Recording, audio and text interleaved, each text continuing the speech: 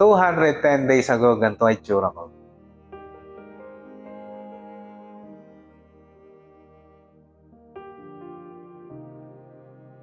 Ito ang pinakapangit ko na kondisyon. Dahil sa pangit ng kondisyon ng aking katawan, nagkakasakit na ako, tumataas ng mga triglyceride ko, uric acid, na sugar. Dahil sa mga unhealthy lifestyle, pagkain ng mga junk food, pag-inom ng alak, pagpupuyat, hindi na naging maganda ang kondisyon ng aking katawan. Kaya nga sabi nila, starting is a very good condition. Kaya kailangan mo lang simulan at magtuloy-tuloy. Consistency ang kailangan. Nag-decide na akong pasukin ang mundo ng bodybuilding at baguhin na ang aking lifestyle. Good morning mga sis, mga bro. Ngayon ay June 16, Monday. Bale, magandang araw ngayon kasi hindi umuulan. Ngayon, makakapag-jogging tayo ng mga bata kasama natin ang family. Ngayon, nakikita nyo, medyo pumayat na tayo. At sabi nga ni Coach, kung aabot ako ngayong July 13, 2025, sasampa ako. Pero kung hindi naman tayo nagmamadali. Kasi nga, ito yung second time natin nakasampa na talagang seryoso na. Bali, ngayong August, doon tayo sasampa doon sa competition na yun. Pero sunod-sunod naman ang mga competition ngayon. Kaya hindi ako masyadong stress. Pero binibigay natin lahat ng best natin para pumayat tayo. At the same time, gumising tayo ng maaga para, alam mo na, kumbaga maganda yung pag gumigising ka ng maaga at positive yung umaga mo. Maganda yung, kumbaga, yung araw mo. Pag inisip mo maganda na yung araw mo, pagkagising mo pa lang, gaganda talaga yung araw mo. At the same time, lagi tayo magpapasalamat kay God kasi binigyan tayo ng bagong umaga. Nagbibihis lang ako mga bro, mga sis. Tara, lahat tayo. So, ayun guys, good morning nga pala mga bro, mga sis. Nandito tayo ngayon sa nagja-joggingan na ito natin sa Santa Maria, Bulacan. At sabi ko nga, ito, kasama nga pala si Kuya Dwayne. Yan, nauna na nga pala yung dalawa, mami niya, si Elise, tsaka si David. At kailangan natin maka 5,000 steps kasi kailangan natin mabit yung cardio sa araw-araw para matagtag yung katawan at mawala yung body fats. Yan, sabi ko nga, napakaganda ng araw, oh.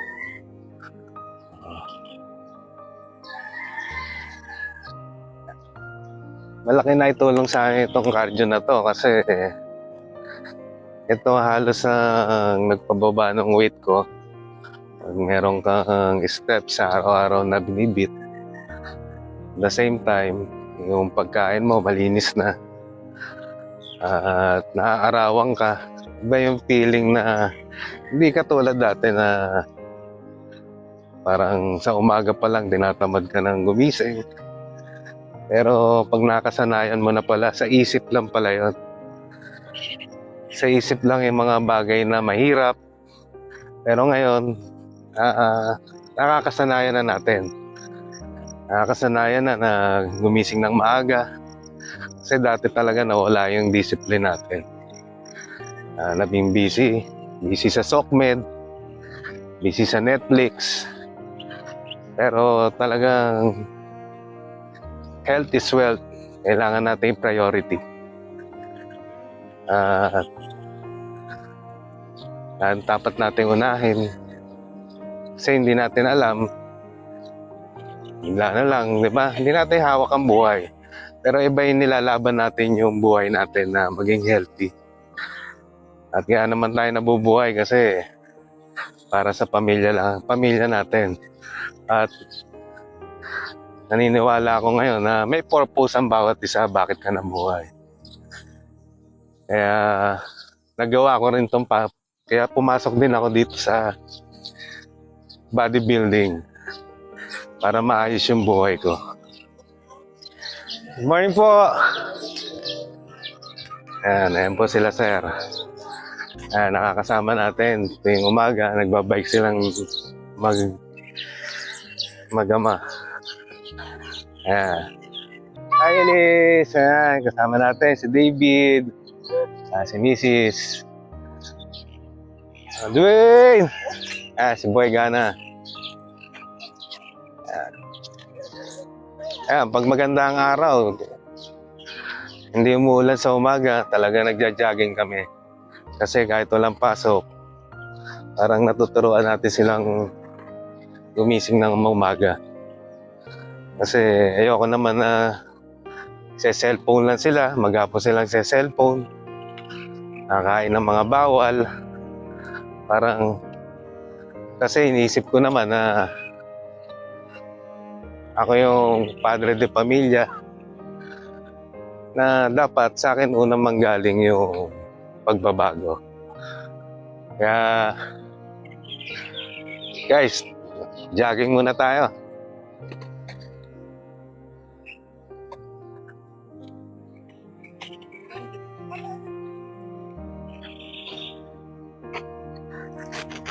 So, ayan mga bro, tapos na yung umaga natin. Papasok na tayo sa trabaho.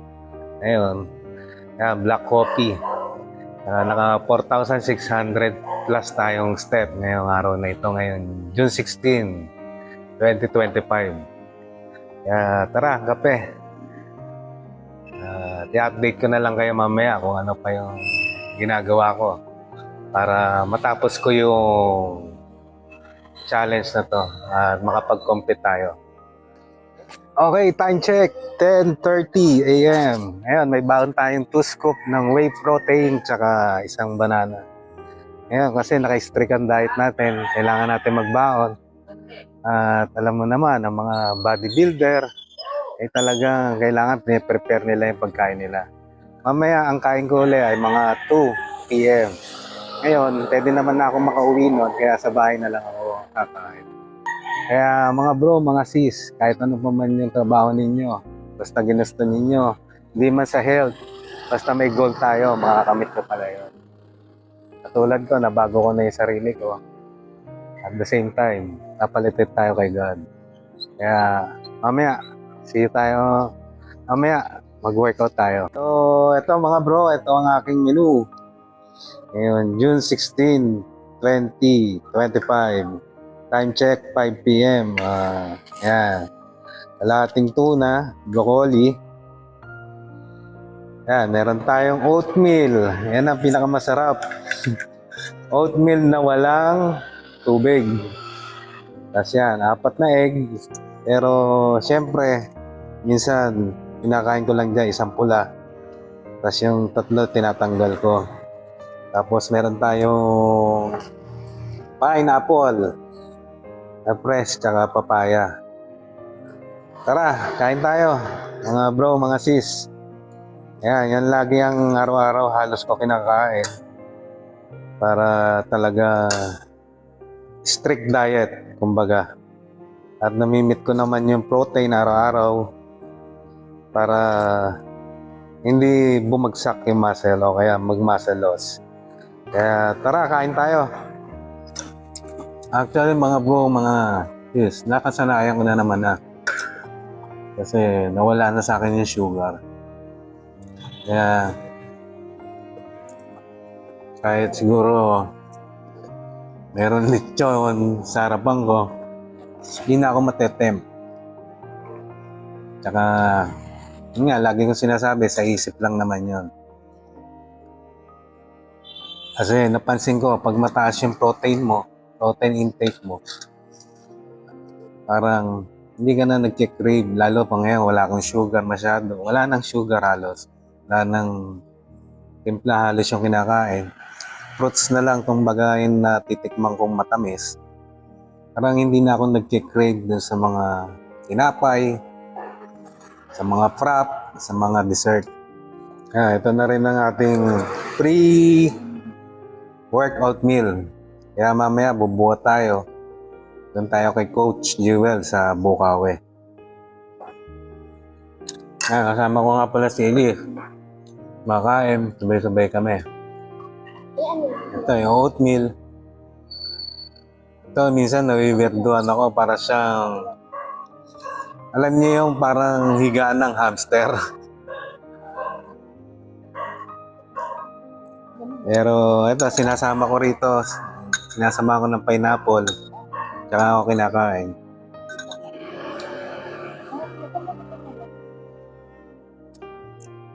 Okay naman.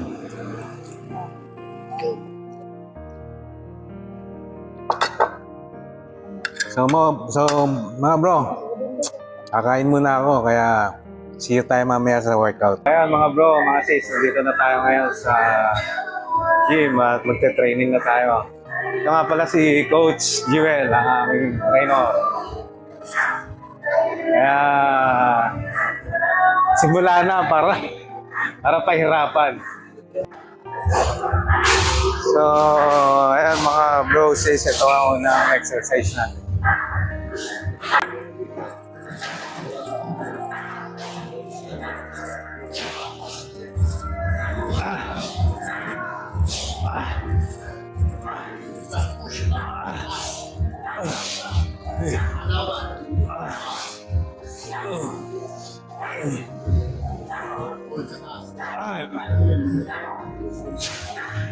Thanks, Coach.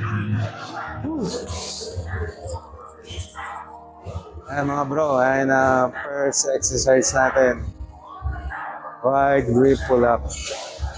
Sali, ito yung second exercise natin, high reps. Sabi ni Coach, close grip, pull down.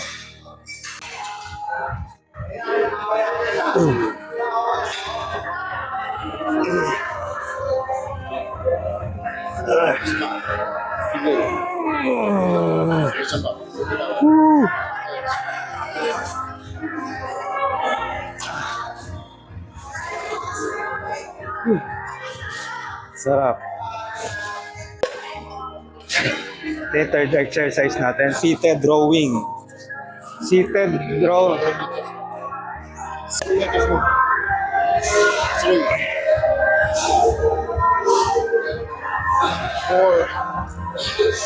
Hold. Okay. Thanks, Coach. Hirap talaga siya mga bro, mga sis. Pero mental game eh. Sabi ko nga, embrace hardship. Kasi lahat naman tayo, may problema. Pag-gising pa lang natin, may problema na tayo. Pero ito, kahit nahihirapan ako dito sa gym, may dumating na problema, kaya na natin harapin. Kasi parang training na rin to para maging malakas tayo. Sa mental game, dalawa lang naman.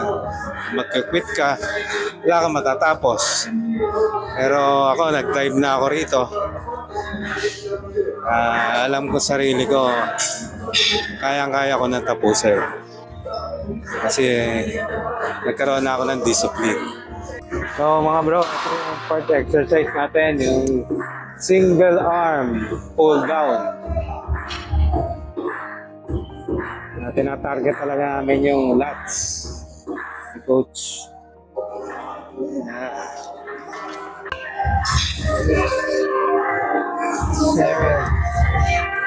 Hey, shoot. Shoot.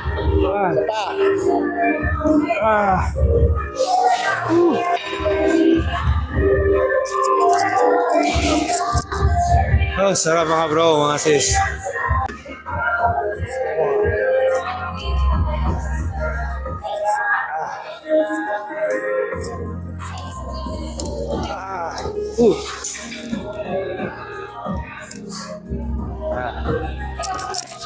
Tapos natin mga bro, mga sis. Ay nako, lobat na ako. Pero kailangan tapusin mga bro ang program. Kasi nga, kung walang sacrifice, walang magbabago. Ayun rin, umpisahan nyo na. Meron kayong problema sa health. Kung kaya pang habulin, isahan nyo na mga bro. Kasi ayusin nyo na yung pagkain nyo. Saka mag-exercise na kayo. So mga bro, bicep na tayo. Mga third set na natin to. Third set na drop set na nating bubuhatan ay 25 kg, 20, bababa tayo ng 15, bababa tayo ng 10. Para sa akin, ito yung pinakamahirap bicep. Kasi di bali na sumakit yung legs ko, wag lang yung bicep. Kasi nahihirapan talaga ako rito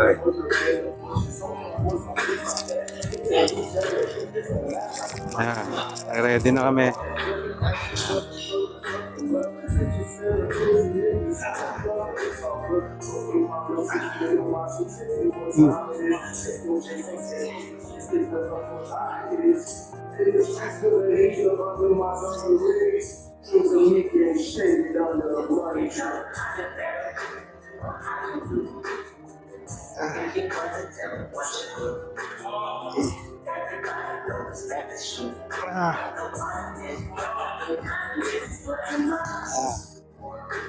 Tayo na 20.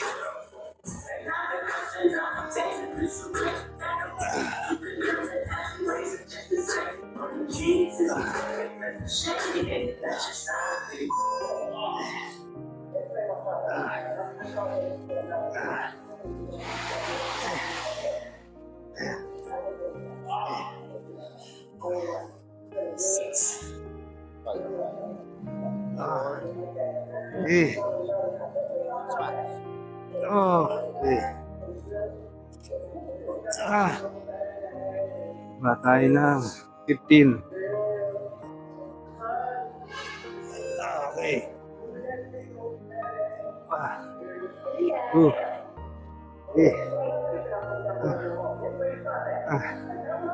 See.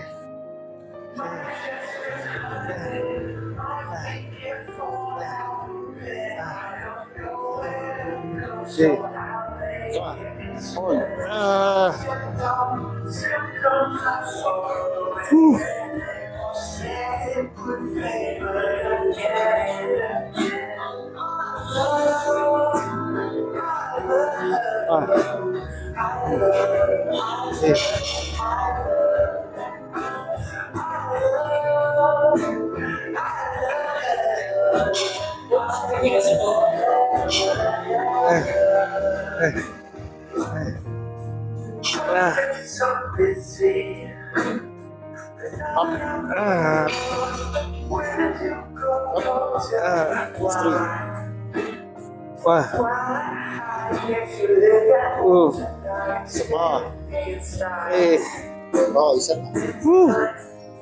Set na tayo. Napakahirap. Pero okay lang yan. Ngayong araw lang naman yan. Makakapahinga rin.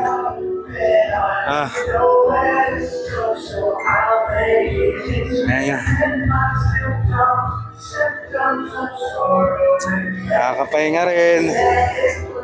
At makakauwi rin. Wala talaga hindi paghihirapan.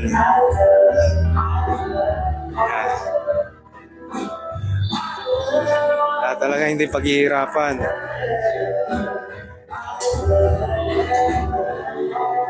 Kaya saludo ako dun sa mga veterano dyan. At alam ko yung hirap nyo, mga pinagdaanan nyo. Kaya saludo ako sa inyo. Kasi katulad namin, new blood pa lang. New blood sa bodybuilding. Marami rin may gusto. Kaya tuloy-tuloy nyo lang. Kaya respeto sa mga nauna, sabi nga nila, turuan yung mga bago. Kaya saludo ako sa inyo. Nakatapos, hindi madali, mahirap, pero pagod lang yan. Pag tinulog mo, okay na ulit. So yun mga bro, mga sis, tapos na tayo. Tapos na tayo mag-workout kasama si Coach Jewel. Ayan, nagtuturo pa siya ngayon. Time check, 9:40 p.m. Monday. 8 weeks out tayo. Kaya medyo malapit na rin yung 8 weeks na yun. Sabi ko nga, kung aabot tayo ng July, 4 weeks na lang, kasampa tayo ron. Pero kung hindi pa maganda yung kondisyon, August o kaya September. Pero i-update ko kayo sa next vlog ko. Kaya umpisahan nyo na. Kung kayo na-motivate, umpisahan nyo na. Sa una lang naman mahirap. Mga bro, mga sis, bye-bye. God bless. Ingat.